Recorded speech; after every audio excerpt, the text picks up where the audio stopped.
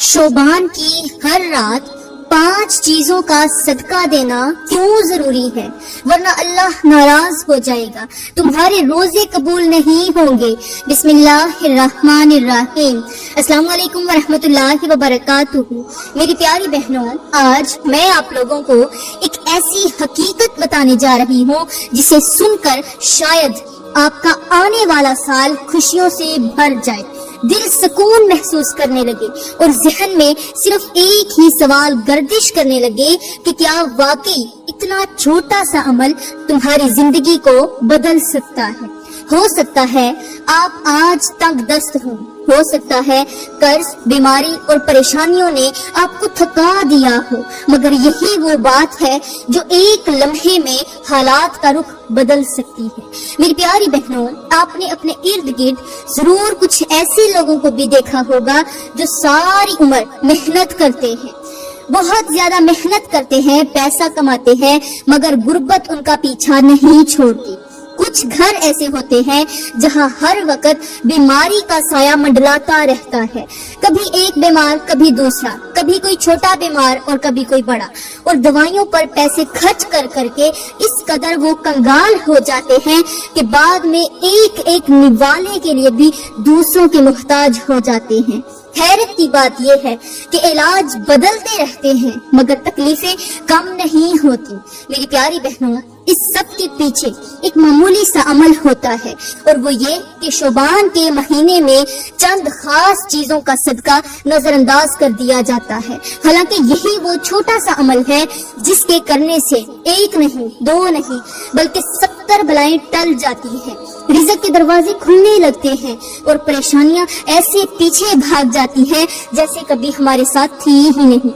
गरीबी अमीरी में बदल जाती है, घर की बेसुकूनी सुकून में बदल जाती है और बेबरकती बरकत में बदल जाती है। दौलत और रिज़्क़ में ऐसी फरावानी होती है कि इंसान बस देखता ही रह जाता है। अगर आप भी पूरा साल परेशानियों से निजात पाना चाहते हैं, अगर आप भी खुशहाल जिंदगी गुजारना चाहते हैं, तो फिर शोबान की हर रात इन 5 चीजों का सदका जरूर देना जो मैं अभी आपको बताने वाली। तो चलो मेरी प्यारी बहनों, मैं आपका वक्त जाया नहीं करूंगी क्योंकि मुझे अच्छी तरह मालूम है कि आप अपने रोजमर्रा के कामकाज छोड़कर, बच्चों की मसरूफियात एक तरफ रखकर दिल में एक उम्मीद लेकर यहाँ आई हैं, और वो उम्मीद यह है कि शायद आज कोई ऐसी बात सुनने को मिल जाए जो जिंदगी के बोझ को हल्का कर दे, जो दिल की उलझनों को सुलझा दे, जो रिज़्क़ की तंगी, घरेलू बेसुकूनी और मुसलसल परेशानियों के दरवाजे बंद कर दे। इसलिए मैं भी आपके सामने लंबी लंबी बातें नहीं करूंगी, मैं आपको उलझाना नहीं चाहती, बल्कि मुख्तसर वक्त में आपको चंद ऐसी नसीहतें, बल्कि यूँ समझ लीजिए चंद ऐसे अनमोल तोहफे देकर जाना चाहती हूँ जो अगर आपने दिल से थाम लिए तो फिर परेशानियां आपके घर का रास्ता भूल जाएंगी, तंगी आपके दरवाजे पर दस्तक देना छोड़ देगी, और वो सुकून जो बरसों से आप ढूंढ रही हैं वो खुद चलकर आपके दिल में उतर आएगा। तो मेरी प्यारी बहनों, यहाँ पर मैं आप लोगों को एक कहानी सुनाती हूँ जो आपकी जिंदगी बदल देगी और साथ ही आपको पता चल जाएगा कि वो 5 चीजें कौन सी हैं जिनका सदका इंसान को मुश्किलात से निजात दिलाता है। मेरी प्यारी बहनों, वो कहानी कुछ यूँ है कि फिरऔन के दौर में एक घर ऐसा था जिसका नाम सुनकर लोग अपना रास्ता बदल लेते थे, ना इसलिए कि वहाँ कोई वबा फैली हुई थी और ना ही इसलिए कि वहाँ कोई बदकिरदार रहता था, बल्कि सिर्फ इसलिए कि उस घर में जो भी बच्चा पैदा होता वो चंद दिनों का मेहमान बनकर इस दुनिया से रुखसत हो जाता।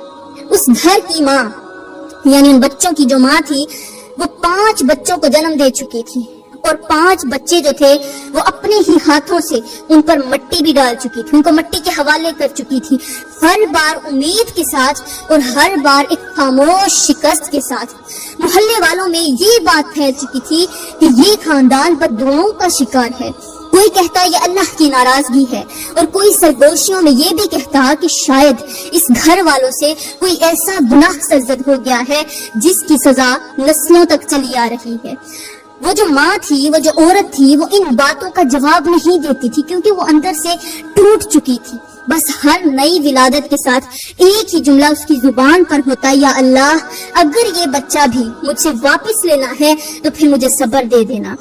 اب اس کے گھر میں چھٹا بچہ پیدا ہوا، 5 مٹی کے سپرد ہو گئے، چھٹا بچہ پیدا ہوا تو وہ بھی کمزور سا تھا، اس کی سانسیں بھاری تھیں، جسم تپ رہا تھا، اور ماں کے دل میں پہلے ہی دن ڈوبنے لگا تھا۔ ماں کا دل پریشان تھا کیونکہ اس نے اپنی گود میں پڑے ہر بچے کو اسی حالت میں دیکھا تھا، اور وہ جانتی تھی کہ اگر اس بار بھی میرے بچے کی زندگی نہ بچی تو لوگ مجھے معاشرے میں جینے کے قابل نہیں چھوڑیں گے۔ دیکھو اس ماں کا دکھ کتنا زیادہ ہوگا، ایک بچہ جس ماں کا بیمار بھی ہو جائے اس ماں کی کیفیت کیسی ہوتی ہے۔ اب وہ ماں جو اپنے 5 بچوں کو 5 لختے جگر کے ٹکڑوں کو مٹی کے دفن سپرد کر چکی ہے، اس ماں کی کیفیت کیسی ہوگی، اس کا درد کتنا ہوگا۔ لیکن اسے اپنے درد کی فکر نہیں ہے، وہ سوچتی تھی کہ معاشرے میں لوگ مجھے جینے کے قابل نہیں چھوڑیں گے، لوگ مجھے طرح طرح کے تانے دیں گے۔ یہی باتیں ایک دن وہ سوچ رہی تھی کہ اتنے میں اس کے ذہن میں ایک اور خیال آیا۔ وہ خیال یہ تھا کہ اس عورت نے سن رکھا تھا کہ حضرت موسیٰ علیہ السلام کے پاس جو بھی اپنے مسائل لے کر جاتا ہے وہ خالی ہاتھ نہیں لوٹتا۔ حضرت موسیٰ علیہ السلام اللہ کے حکم سے کچھ ایسے اعمال وغیرہ بتاتے ہیں، کچھ وظائف بتاتے ہیں، کچھ کام بتاتے ہیں جن کی وجہ سے بڑے بڑے مسئلے 1 سیکنڈ میں حل ہو جاتے ہیں۔ یہ خیال آتے ہی اس نے بچوں کو سینے سے لگایا، وہ جو اس کی گود میں بچہ پڑا تھا اس بچے کو سینے سے لگایا اور حضرت موسیٰ علیہ السلام کی طرف جانے کا ارادہ کر لیا۔ قدم بھاری تھے مگر نیت مضبوط تھی۔ اسے معلوم ہوا کہ حضرت موسیٰ علیہ السلام میرے علاقے کے قریب آئے ہوئے ہیں اور لوگوں کو درس دے رہے ہیں، اس لیے جلدی سے اس نے بچے کو سینے سے لگایا، گھر سے روانہ ہو گئی۔ ابھی وہ بستی سے پوری طرح باہر نہیں نکلی تھی، یعنی بستی کے اندر ہی تھی کہ راستے میں اسے ایک عورت ملی۔ اس عورت نے پوچھا کہ تم اس چھوٹے سے معصوم سے بچے کو اٹھا کر کہاں جا رہی ہو؟ تو اس عورت نے اپنی ساری کہانی سنا دی کہ میرا ایک بچہ پیدا ہوا، وہ بھی فوت ہو گیا، دوسرا ہوا وہ بھی مٹی کے سپرد ہو گیا، 5 بچے اپنے ہاتھوں سے مٹی کے حوالے کر چکی ہوں، ابھی چھٹا بچہ ہے یہ بھی بیمار ہے، تو حضرت موسیٰ علیہ السلام کے پاس جا رہی ہوں۔ میں نے سنا ہے کہ وہ کبھی بھی خالی ہاتھ نہیں لوٹاتے، ہو سکتا ہے وہ کوئی دعا دیں، کوئی وظیفہ بتائیں، کوئی عمل بتائیں جس کی وجہ سے میرے بچے کی جان بچ جائے۔ تو اس ملنے والی عورت نے بتایا کہ اس کا مسئلہ بچوں کو نہیں ہے۔ اس عورت نے کہا کہ اپنا مسئلہ بتاؤ کہ تم کہاں جا رہی ہو؟ تو جو ملنے والی عورت تھی اس نے کہا میرا مسئلہ بچوں کا نہیں ہے، میرا مسئلہ تو رزق کا مسئلہ ہے۔ شوہر دن رات محنت کرتا ہے مگر گھر میں فاقے ختم نہیں ہوتے، اخراجات ختم نہیں ہوتے۔ دونوں نے ایک دوسرے کو دیکھا اور بغیر زیادہ بات کے سمجھ گئی کہ درد اپنی پہچان خود کرا دیتا ہے۔ اس عورت نے کہا میں اپنے اس مسئلے کو حل کرانے کے لیے حضرت موسیٰ کے پاس جا رہی ہوں، کیونکہ وہ بڑے بڑے مسائل کو اللہ کے حکم سے ایک لمحے میں ختم کر دیتے ہیں، حل کر دیتے ہیں۔ یہ بات سن کر اس عورت کو بھی حوصلہ ہوا، جس نے بچہ اٹھایا ہوا تھا اس کو حوصلہ ملا کہ ممکن ہے وہاں پر میرے مسئلے کا بھی حل نکل آئے۔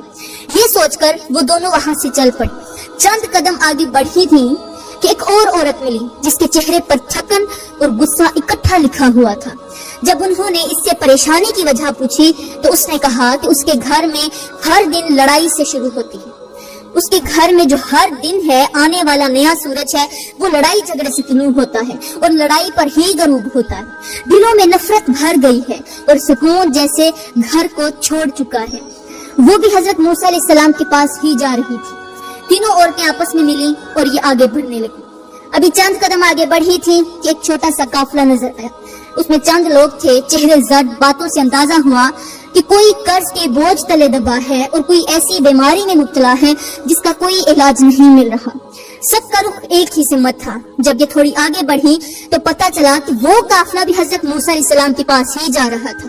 آگے بڑھتے ہوئے ایک بوڑھی عورت نظر آئی جس کے ساتھ 2 چھوٹے بچے تھے۔ بچوں کے چہرے خوف سے سہمے ہوئے تھے۔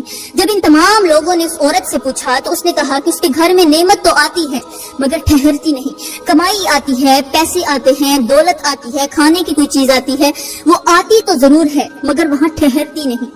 بچے بار بار بیمار پڑ جاتے ہیں اور راتیں روتے روتے کٹتی ہیں۔ اب یہ 5 لوگ تھے، 5 الگ الگ کہانیاں تھیں، 5 الگ الگ زخم تھے مگر راستہ سب کا ایک ہی تھا۔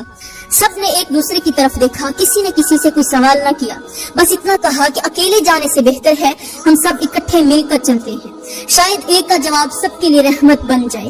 اور یوں وہ سب ایک ساتھ حضرت موسیٰ علیہ السلام کی طرف بڑھنے لگے، اس امید کے ساتھ کہ آج کسی نہ کسی کا دکھ ضرور سنا جائے گا، کسی نہ کسی کا مسئلہ ضرور حل ہوگا۔ وہ سب خاموشی کے ساتھ چلتے رہے. آخر کار وہ اس جگہ پہنچے جہاں حضرت موسیٰ علیہ السلام لوگوں کی فریادیں سن رہے تھے. ہر شخص اپنی باری کا منتظر تھا. کوئی اپنے دکھ بیان کر رہا تھا, کوئی سر جھکائے کھڑا تھا.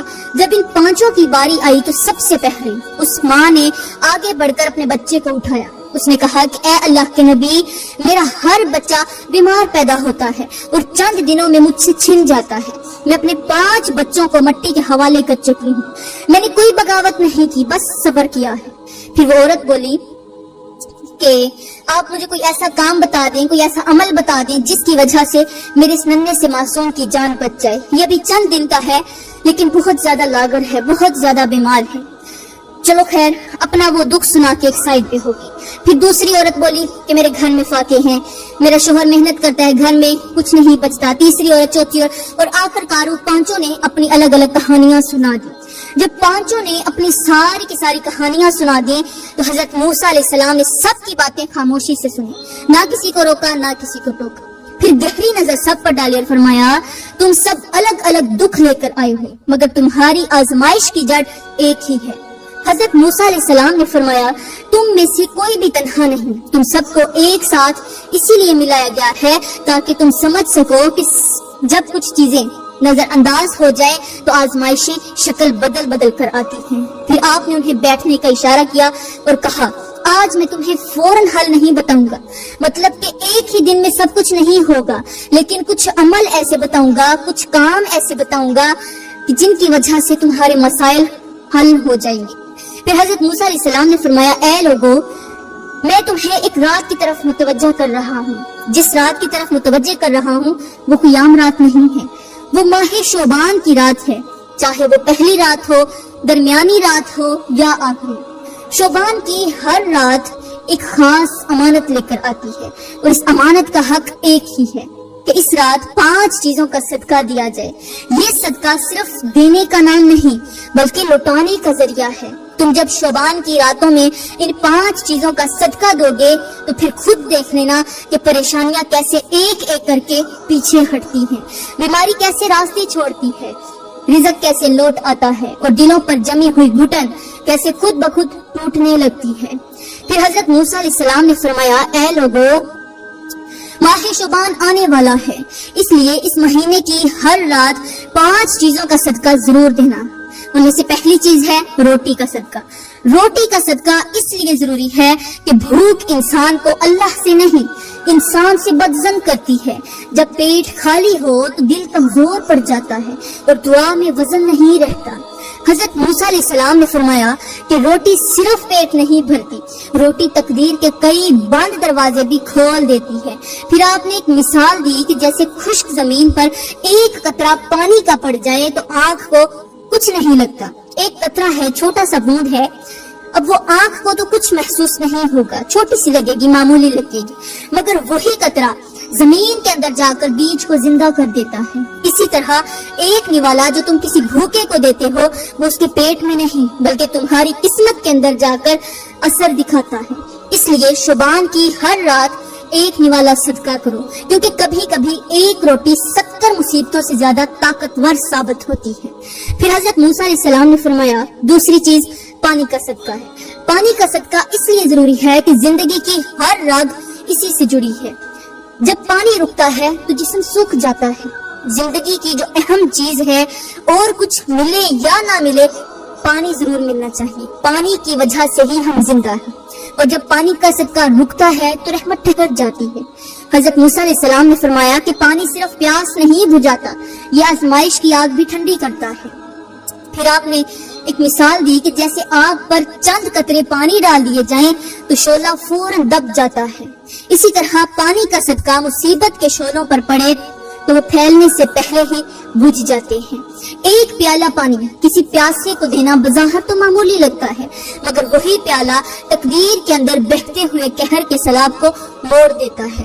اس لیے شعبان کی ہر رات پانی کا صدقہ دو, کیونکہ جس گھر میں پانی خیر کے ساتھ نکلے وہاں بلا ٹھہر نہیں سکتی, وہاں مصیبتیں ٹھہر نہیں سکتی. پھر حضرت موسیٰ علیہ السلام نے فرمایا, تیسری چیز ہے کپڑے کا صدقہ. کپڑے کا صدقہ اس لیے ضروری ہے کہ انسان کی عزت سب سے پہلے اسی سے جڑی ہوتی ہے. جب جسم ڈھکا ہوا ہو تو دل میں حیا زندہ رہتی ہے, اور جب حیا زندہ ہو تو اللہ کی رحمت قریب ہوتی ہے. پھر حضرت موسیٰ علیہ السلام نے بنی اسرائیل کے ایک بزرگ کا قول سنایا کہ جس نے کسی ضرورت مند کو پہننے کا کپڑا دیا, اللہ نے اس کی زندگی کے عیب ڈھانپ دیے. کیونکہ جیسے کپڑا جسم کی کمی کو چھپا لیتا ہے, ویسے ہی یہ صدقہ انسان کے چھپے ہوئے گناہوں پر پردہ ڈال دیتا ہے. ایک پرانا مگر صاف کپڑا جو کسی محتاج کو دے دیا جائے, وہ صرف سردی یا گرمی سے نہیں بچاتا, بلکہ آنے والی آزمائشوں کے تیر بھی وہیں رک جاتے ہیں. اس لیے شعبان کی راتوں میں کپڑے کا صدقہ ضرور دو, کیونکہ جو دوسروں کی عزت بچاتا ہے, اللہ اس کی زندگی کو رسوائی سے محفوظ کر لیتا ہے. پھر حضرت موسیٰ علیہ السلام نے فرمایا, چوتھی چیز برتن کا صدقہ ہے. حضرت موسیٰ علیہ السلام نے فرمایا کہ بہت سی مصیبتیں اس لیے نہیں ٹلتی کہ انسان اپنے استعمال کی چیزیں روک لیتا ہے, حالانکہ یہی رکی ہوئی چیزیں آزمائش کو دعوت دیتی ہیں.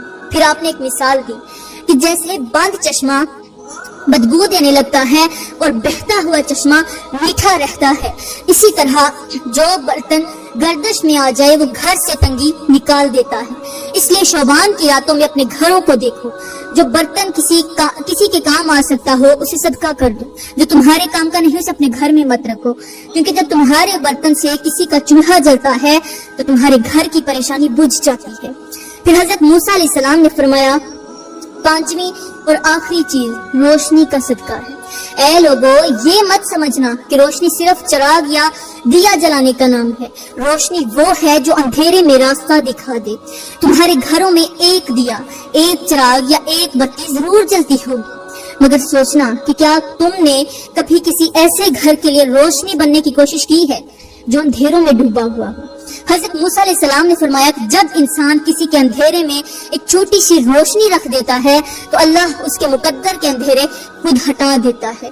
پھر ایک مثال دی کہ جیسے رات کے سفر میں ایک معمولی چراغ قافلے کو گم ہونے سے بچا لیتا ہے, ویسے ہی روشنی کا صدقہ آنے والی بڑی آزمائشوں کا راستہ بھٹکا دیتا ہے. اس لیے شعبان کی راتوں میں روشنی کا صدقہ دو, کبھی کسی کے گھر دیا بیچ کر, کبھی کسی کی راہ میں آسانی پیدا کر کے, کیونکہ جو دوسروں کے اندھیرے میں چراغ رکھ دیتا ہے اس کی زندگی میں اندھیرا ٹھہر نہیں پاتا. حضرت موسیٰ علیہ السلام کی بات ختم ہوئی تو وہ سب لوگ خاموشی سے وہاں سے اٹھے, کوئی سوال باقی نہ رہا, کوئی شکایت باقی نہ رہی. ہر ایک کے دل میں اپنا اپنا جواب بیٹھ چکا تھا. وہ الگ الگ دکھ لے کر آئے ہوئے تھے, مگر ایک ہی راستہ پا چکے تھے. پھر سب اپنے اپنے گھر کی طرف لوٹ گئے. کسی نے روٹی اپنے گھر میں تلاش کی, کسی نے پانی لیا, کسی نے کپڑے نکالے, کسی نے برتن اٹھائے, اور کسی نے اندھیرے میں چراغ جلایا. اور یہی وہ لمحہ تھا جہاں سے ان کی کہانیاں بدلنے لگی, کیونکہ جب بندہ شعبان کی راتوں کو خالی نہیں جانے دیتا تو پھر آزمائشیں بھی اس کے دروازے سے خالی ہاتھ لوٹنے لگتی ہیں. تو میری پیاری بہنوں, میں دعا کرتی ہوں کہ اللہ آپ کے گھروں سے تنگی اٹھا لے, دلوں سے بے چینی نکال دے, بیماریوں کو دور کر دے, اور آپ کے رزق میں ایسی برکت عطا فرمائے کہ کبھی کوئی کمی محسوس نہ ہو. اللہ تعالی ہمیں ماہ شعبان کی ہر رات کو غنیمت سمجھنے کی توفیق عطا فرمائے, ان چھوٹے چھوٹے صدقوں کے ذریعے بڑی بڑی آزمائشوں سے محفوظ رکھے, اور ہماری نیتوں, ہمارے اعمال اور گھروں پر خاص رحمت نازل فرمائے. آمین ثم آمین. وما علینا الا البلاغ المبین.